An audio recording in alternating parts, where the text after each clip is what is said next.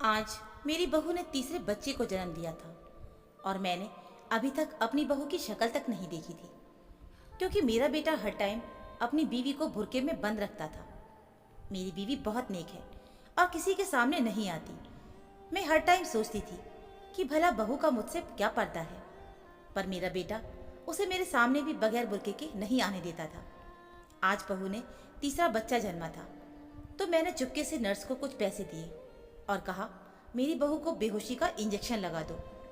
मैंने उसका सिर्फ चेहरा देखना है। कुछ देर के बाद नर्स ने मुझे अंदर बुलाया। यूं ही मैंने बहू का नकाब उतारकर बहू का मुंह देखा तो मेरे पांव तले जमीन निकल गई थी, क्योंकि वहां तो मेरी बहू मेरे सामने चाय का कप रखकर बोली, मम्मी आपको कुछ और चाहिए? मैं आज अपने जज्बात का ज़्यादा काबू नहीं कर पाई थी, इसलिए बहू से बोली, हाँ चाहिए। मेरी बहू रुक गई और बोली, जी कहिए अम्मी जी। मैं बोली, अपने चेहरे से नकाब पलट दो, मैं तुम्हें देखना चाहती हूँ। मेरी बहू डर गई थी। वो अपना बुर्का संभालती हुई भागकर मेरे कमरे से निकल गई, जबकि मैं अंदर ही अंदर जलकर रह गई थी। न जाने मेरे बेटे गुलफाम को उसमें ऐसा क्या नजर आया था जो बीवी बनाकर इसे वो घर ले आया था। अब 4 साल हो चुके थे, मगर आज तक मैंने उसकी शक्ल नहीं देखी थी। खैर, मैं चाय पीकर आराम करने के लिए लेट गई। गुलफाम काम से लौटा तो अपनी बेटियों के साथ प्यार करने लगा। अल्लाह ने उसे 2 बार रहमत से नवाजा था। दोनों बेटियां गुलफाम पर गई थीं। मैं दिल ही दिल में दुआ कर रही थी कि एक बच्चा तो माँ पर चला जाए, ताकि मुझे पता चले कि मेरी बहू दिखती कैसी है। गुलफाम मेरे पास आकर बैठ गया और बोला, अम्मी आप नायरा से बार बार क्यों फरमाइश करती हो कि वो आपको अपना चेहरा दिखाए? मैंने कितनी बार आपसे कहा है कि नायरा पूरी तरह से पर्दा करती है और निहायत ही परहेजगार और नेक बहू है। आपने ही तो नेक बहू की फरमाइश की थी ना, भूल गई क्या? मैं दिल ही दिल में कुड़कर रह गई थी। आजकल की औरतें ज़रा ज़रा सी बात शोहरों को जाकर बताती हैं। मैं चुप हो गई थी, क्योंकि मैंने ही गुलफाम को कहा था कि वो जहाँ मर्जी शादी कर ले, जिस लड़की को चाहे अपनी बीवी बनाकर लाए, मगर उसमें शर्म हया होनी चाहिए, नेक सीरत हो और पर्दे की पाबंद हो।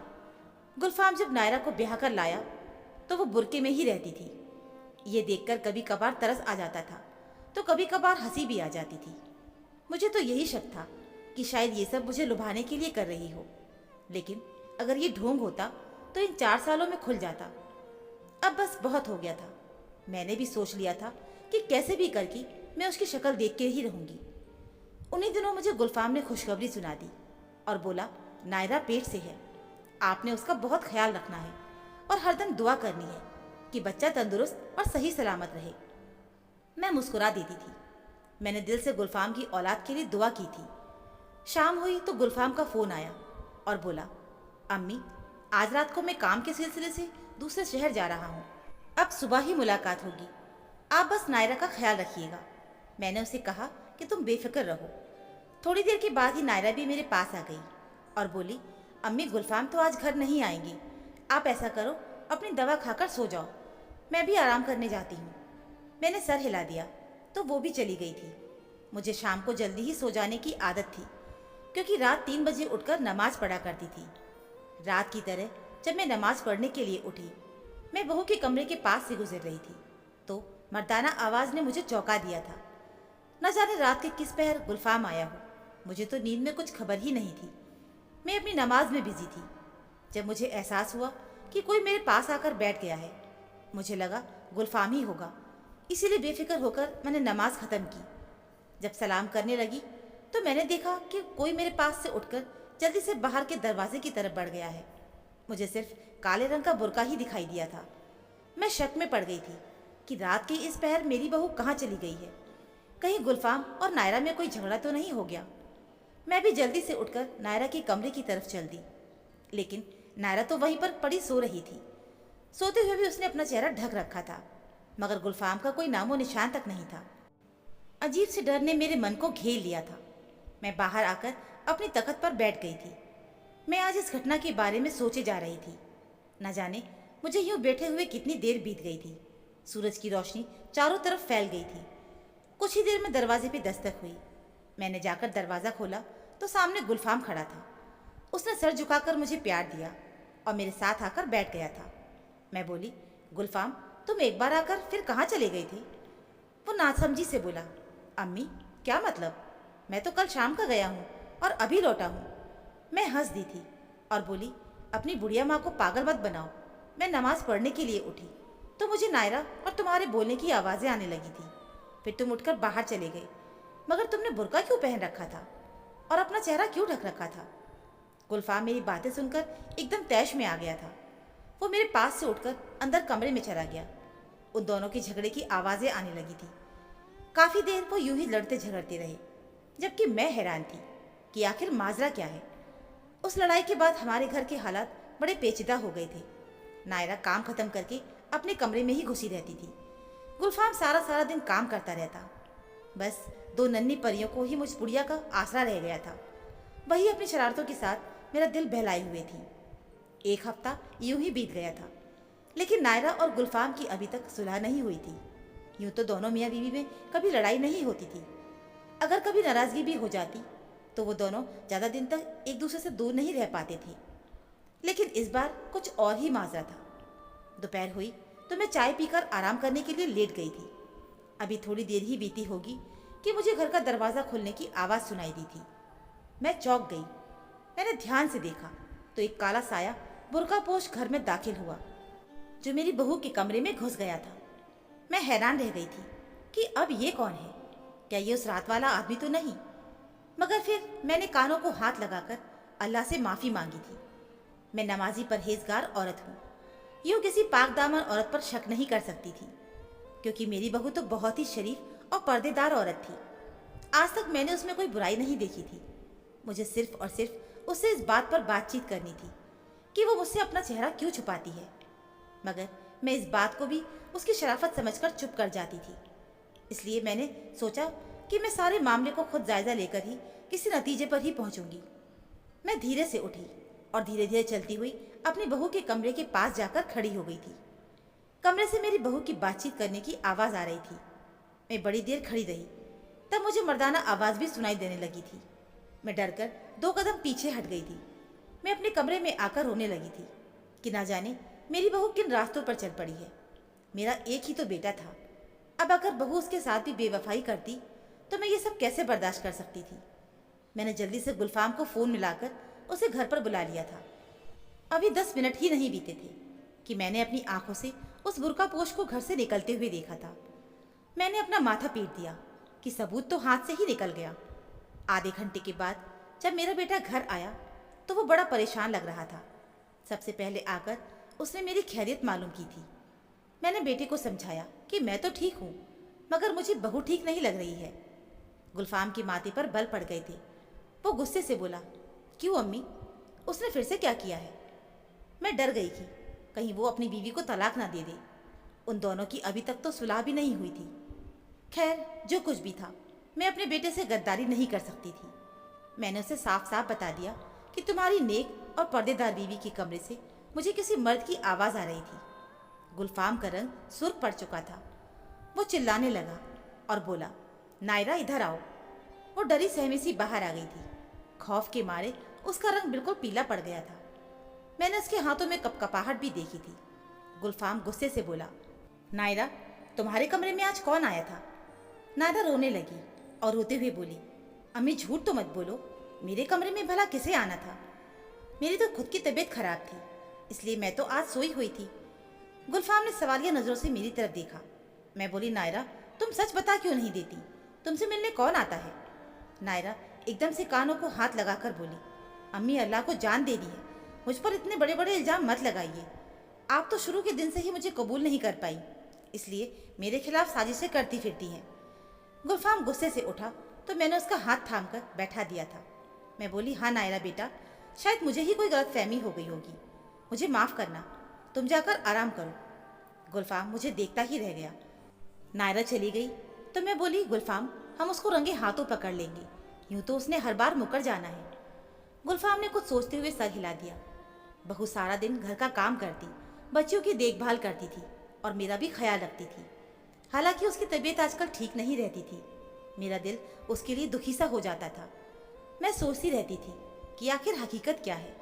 यूं ही दिन बीतते ही जा रहे थे। मेरी बहू का पेट बढ़ता ही गया, लेकिन आज तक मैं उसकी शक्ल सूरत देखने से बिल्कुल महरूम थी। एक दिन बड़ी तेज बरसात हो रही थी। गुलफाम भी काम वाली जगह पर फंस चुका था। मैं अपने कमरे में बैठी नमाज पढ़ने में बिजी थी कि जब मैंने किसी और को घर में घुसते हुए देखा। मैं उठकर अपने कमरे में खिड़की में खड़ी हो गई। मैंने देखा वही बुर्कापोश मेरी बहू के कमरे में गया था। मैंने जल्दी से उठकर गुलफाम को फ़ोन किया। वो बोला, अम्मी मैं रास्ते में ही हूँ, बस 3 मिनट में घर पहुँचता हूँ। मैंने उसे बताया कि वो बुर्का वाला आदमी तुम्हारी बीवी के कमरे में ही है। बरसात अब रुक चुकी थी। गुलफाम भी घर आकर अपने कमरे के दरवाजे के पास जाकर खड़ा हो गया। फिर वो बड़ी देर तक यूं ही खड़ा रहा और धीरे धीरे नीचे बैठता चला गया और रोने लगा था।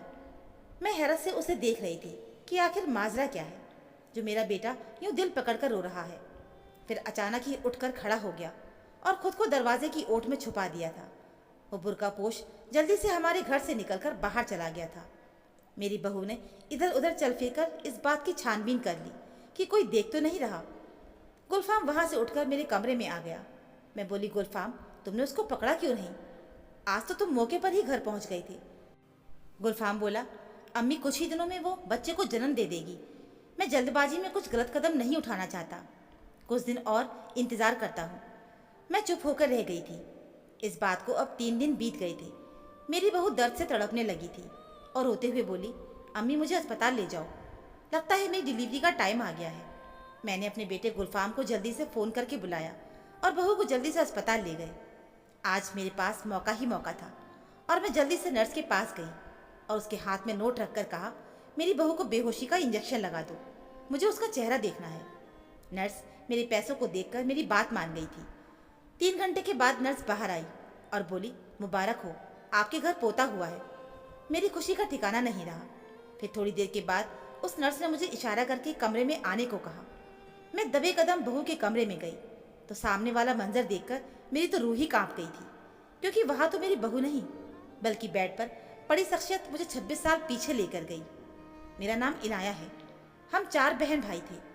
मेरी बुआ का बेटा आसिफ है और मैं एक दूसरे से बड़ी मोहब्बत करते थे। हमारा बचपन में ही निकाह कर दिया गया था, लेकिन जवान होने तक अभी अपने मायके में ही रहती थी। 2 साल बाद मेरी विदाई होनी थी, मगर जब टाइम आया तो बुआ का इंतकाल हो गया था। उस टाइम मैं आसिफ का साथ देने ससुराल नहीं जा पाई, मगर मैंने ये ड्यूटी अपनी छोटी बहन नगीना की लगाई थी। मैं अपनी छोटी बहन से उस तक मैसेज पहुंचा देती थी। जिस दिन बुआ का 40वां था तो आसिफ मेरे घर आया और बोला, तुमसे माफ़ी मांगने आया हूँ। मैं बड़ी हैरान थी कि आखिर किस बात की माफ़ी। फिर वो रोने लगा तो मैं बोली, यूँ रोने से बुआ की रूह को तकलीफ होगी। आसिफ बोला, मैं जो करने वाला हूँ उसे तो अम्मी की रूह तड़पती ही रह जाएगी।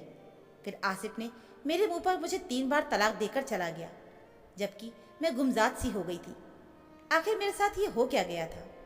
नीचे आकर देखा तो घर से नगीना लापता थी। मैं भागकर नगीना के कमरे में आ गई। वहाँ एक खत पड़ा था। मैंने वो खत उठाकर पढ़ा तो उसमें लिखा हुआ था कि मैं और आसिफ एक दूसरे को पसंद करते हैं। मैं ये जानती हूँ कि अगर हमने घर में शादी की बात की तो बहुत बड़ा फसाद हो जाएगा और जुदाई हमारा मुकद्दर बन जाएगी। इस्लाम में 2 बहनें एक मर्द के निकाह में नहीं रह सकती है, इसीलिए बाजी को आसिफ ने तलाक दे दिया है। मेरे लिए तलाक एक जहर से कम नहीं था। खत पढ़कर नीचे गिर गई थी और मैं ये सोच रही थी कि मेरी ही बहन ने मेरे पीठ में छुरा घोंपा है। मैं तो शर्म हया के मारे कभी आसिफ से ठीक से बात भी नहीं कर पाई थी। मैं अपने आप को कोस रही थी कि काश अपनी बहन को दूर रखा होता अपने शौहर से। मम्मी ने मुझसे आकर वो खत छीन लिया था। फिर ना जाने क्या हुआ, क्योंकि मैं तो बेहोश हो चुकी थी। जब मुझे होश आया तो मैंने अपने दोनों भाइयों को अपने पास खड़े हुए पाया था। वो मुझसे कह रहे थे कि वो आसिफ और नगीना को पताल से भी निकाल लाएंगे और उन्हें कड़ी सजा देंगी, मगर मैंने अपने भाइयों के सामने हाथ जोड़ दिए थे।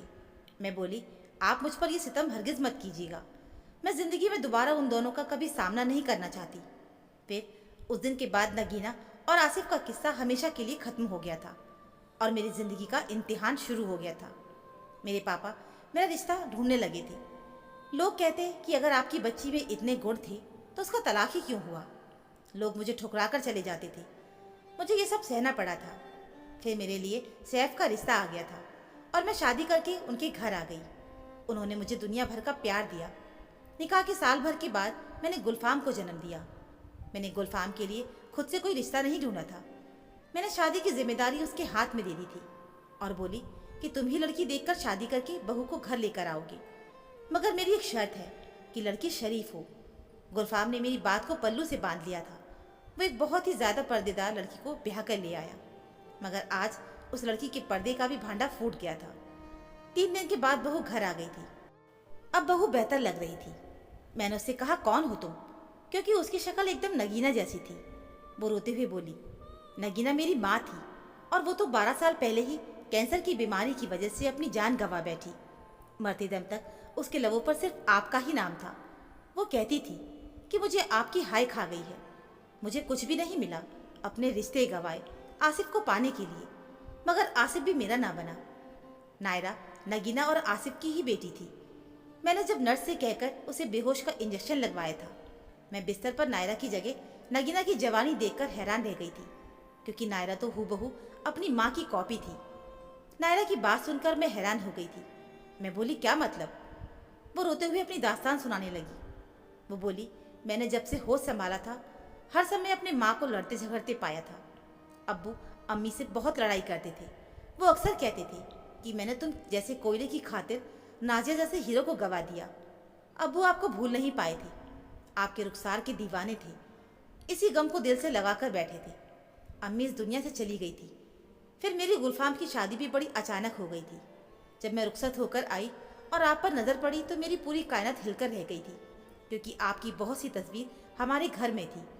मैंने गुलफाम को सारी दास्तान सुनाई तो हम उस फैसले पर पहुंचे कि मैं हर टाइम बुर्का पहनकर ही रहूंगी, वरना बिना वजह आपको परेशानी होगी और आप मुझे तलाक दिलवा दोगी। गुलफाम ने मुझसे वादा लिया था कि मैं अपने बाप से कोई बातचीत नहीं रखूंगी।